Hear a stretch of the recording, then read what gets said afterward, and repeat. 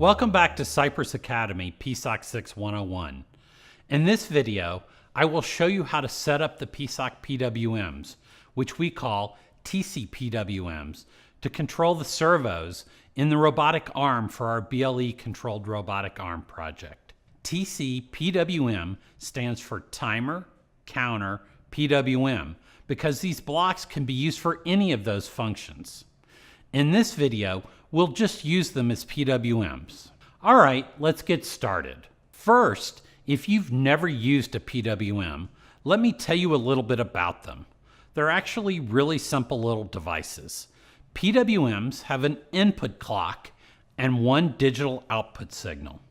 Inside of them, there's a counter and two registers. When you clock the PWM, the counter counts up. When the value of the counter reaches the value in the first register, often called the compare register, the output state toggles. Then the counter keeps counting until the value reaches the value in the second register, which is called the period, at which point the output toggles again.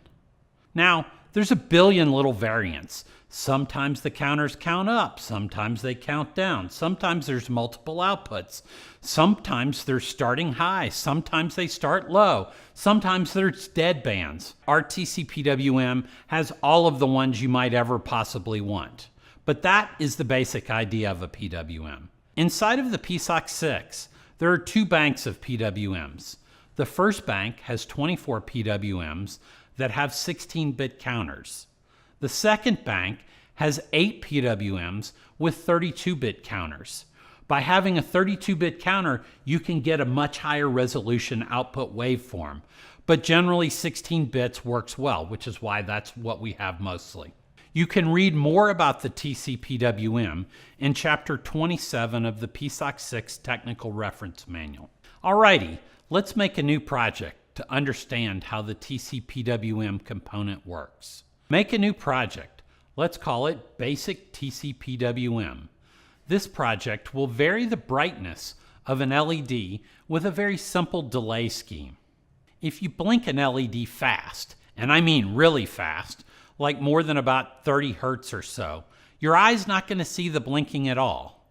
If you vary the amount of time that the LED is on versus the time that the LED is off, it will appear either brighter or dimmer based on that ratio, the ratio of the on time to the off time.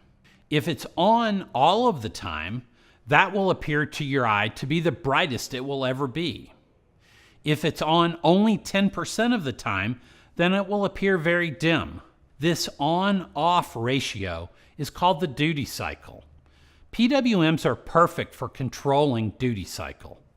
The ratio of the compare value to the period is exactly the duty cycle of the PWM. If I set the period to be 100, then the compare value can be between 0 and 100, which is also known as percent.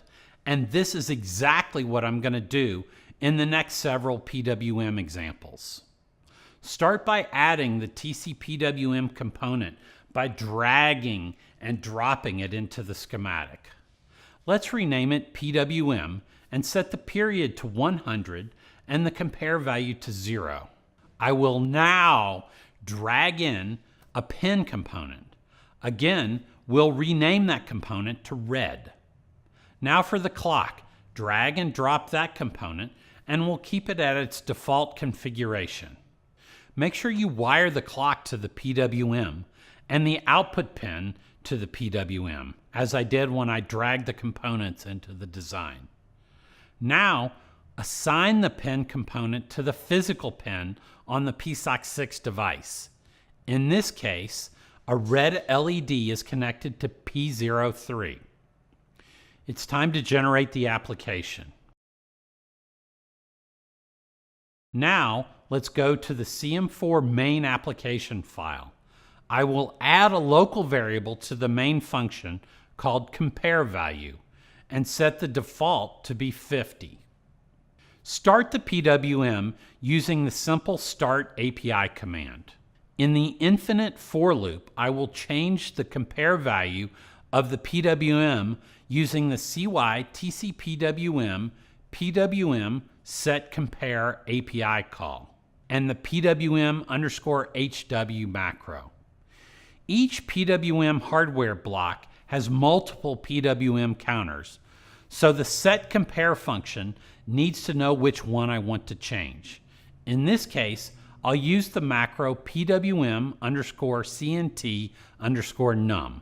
Now, the last argument is used to set the actual compare value. I'll set it to the local variable we created earlier called compare value.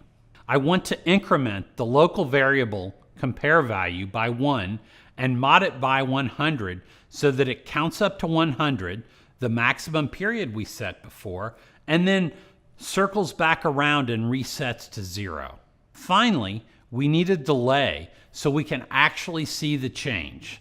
Let's use the CY delay API, which I hate because it just makes the CPU burn CPU time. But in this case, it's okay. So we'll set the CY delay API to be 20 milliseconds. This will make the LED go slowly dim and then slowly back up to the maximum brightness. Now build, program, and test. Awesome! I really love making these blinking LED projects. You can post your comments and questions in our PSoC 6 community. Or, as always, you're welcome to email me at alan_hawse@cypress.com or tweet me at AskIoTExpert. Thank you.